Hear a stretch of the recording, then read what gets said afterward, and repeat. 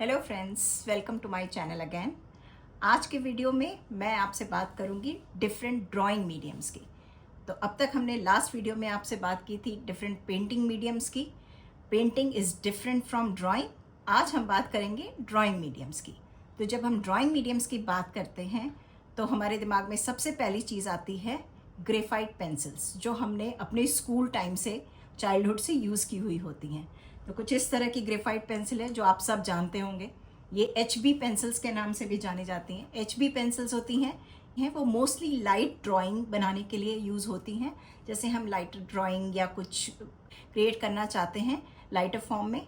But जब हम B pencil की बात करते हैं तो बी पेंसिल होती है बेसिकली आपको एक रिच लुक देने के लिए, बोल्ड आर्टवर्क देने के लिए या डिफरेंट शेडिंग के लिए, थोड़ा रियलिज्म में बी पेंसिल्स का यूज़ होता है। बी पेंसिल्स आती हैं, एक्चुअली इनकी रेंजेस होती हैं 2B से लेकर 8B तक।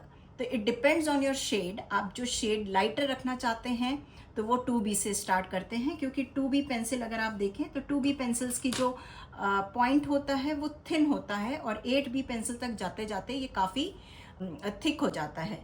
तो ये डार्क शेड के लिए हम यूज़ करते हैं और लाइट शेड के लिए हम 2B पेंसिल यूज़ करते हैं। सो 2B से लेकर 8B तक का जो आप जर्नी है वो कवर करते हैं। डिफरेंट डिफरेंट शेड पे ध्यान देते हुए आप पेंसिल यूज़ करते हैं। अब आप जब पेंसिल यूज़ करते हैं तो एक चीज़ मैं आपको बोलना चाहूँगी, जब भी आप शेडिंग देते हैं तो आपको बहुत ज़्यादा प्रेशर देकर पेंसिल नहीं यूज़ करना है। पेंसिल चूँकि पेपर के ऊपर होती है, ऑल्दो पेपर्स बहुत अच्छे होते हैं, बट हमारी ड्राइंग प्रेस करने की वजह से थोड़ी ख़राब हो सकती है। तो आपको बहुत ही लाइट होल्ड करके लाइट हैंड से पेंसिल शेडिंग देनी पड़ती है।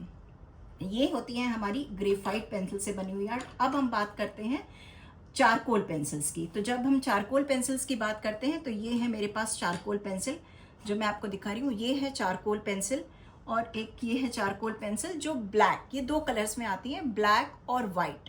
सो ब्लैक पेंसिल्स भी चारकोल ड्राइंग के लिए यूज़ होती हैं। चारकोल ड्राइंग बेसिकली हमारी जो होती है वो ड्रामेटिक आर्ट वर्क बनाने के लिए होती है, पोर्ट्रेट्स बनाने के लिए होती है।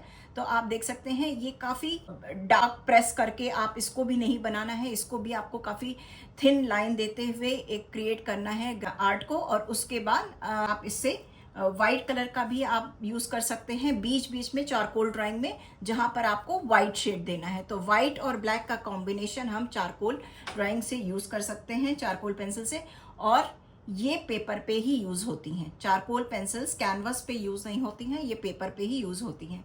ये बेसिकली आप इनकी बात करेंगे। अब हम बात करते हैं थोड़ी पेस्टल मीडियम्स की।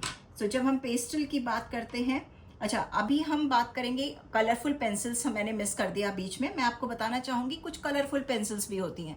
कलरफुल पेंसिल्स से होता क्या है, आप अगर किसी ब्लैक एंड वाइट आर्ट को अगर आप कलर के फॉर्म में लाना चाहते हैं या उसमें कलर पुट करना चाहते हैं, कलरफुल बनाना चाहते हैं, तो आप कलरफुल पेंसिल्स भी यूज़ कर सकते हैं। कलरफुल पेंसिल आती हैं, बट अगेन मैं आपको कहूँगी कि कोई भी शेडिंग चाहे वो कलरफुल पेंसिल से भी दें, वो लेयर्स में देते हैं। आप कभी भी डायरेक्ट एक शेड को आप बार बार आप उस पर शेडिंग नहीं दे सकते। You have to use very soft hand से, बहुत कम प्रेशर लगा के आपको कलर पेंसिल को यूज़ करना होता है।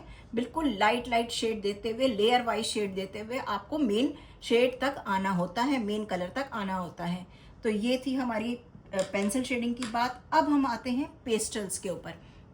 पेस्टल्स की जब बात करते हैं तो दो तरह के पेस्टल कलर्स होते हैं। एक होता है सॉफ्ट पेस्टल, आप यहाँ पे देख सकते हैं सॉफ्ट पेस्टल कलर्स है। ये सॉफ्ट पेस्टल कलर्स भी बॉक्स में आते हैं। ये डिफरेंट कलर्स के होते हैं, छोटे छोटे बार्स होते हैं। ये कलरफुल भी होते हैं और ये आप देख सकते हैं यहाँ पर ये ब्लैक भी होते हैं। तो इन सॉफ्ट पेस्टल्स को हम अगेन डायरेक्ट पेपर पे ऐसे यूज़ नहीं करना चाहिए, इट्स नॉट एडवाइजेबल। अगर आपको बहुत अच्छा गेटअप देना है अपनी आर्ट में तो आपको इसको पहले पेपर के ऊपर थोड़ा डस्टी फॉर्म निकाल के उसका डस्ट या पाउडर को आप उठा के आप यूज़ कर सकते हैं कॉटन के थ्रू आप उसको। एंड देन आपकी ब्लेंडिंग स्टम्प्स आती हैं, जो ब्लेंडिंग स्टम्प्स ऐसी दिखती हैं, आप देख रहे हैं। ये ब्लेंडिंग स्टम्प्स के थ्रू आप अपने सॉफ्ट पेस्टल्स को ब्लेंड कर सकते हैं आर्ट में। अब आते हैं हम ऑयल पेस्टल के ऊपर। ऑयल पेस्टल कुछ इस तरह के होते हैं, ये आप देख रहे हैं, ये ऑयल पेस्टल्स हैं। ऑयल पेस्टल्स कुछ इस तरह होते हैं, ये थोड़े ऑयली फॉर्म में होते हैं, थोड़े स्टिकी होते हैं, ठीक है। तो और थोड़ा क्रीमी स्मूथ लेयरिंग के लिए होते हैं।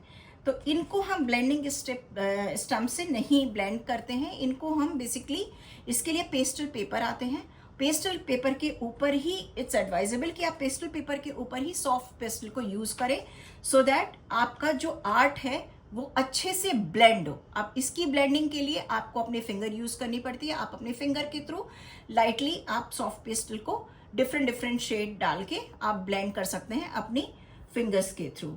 सो इसके लिए जो सरफेस नीड होता है वो सॉफ्ट पेस्टल होता है, सॉफ्ट पेस्टल पेपर होता है, और सॉफ्ट के लिए आप पेपर पे भी यूज कर सकते हैं। सो ये था मेरा आज का वीडियो, बड़ा ही शॉर्ट वीडियो था, बट हाँ मैं आपको ड्राइंग के मीडियम्स बताना चाहती थी, इसलिए मैंने आज का ये वीडियो शूट किया है।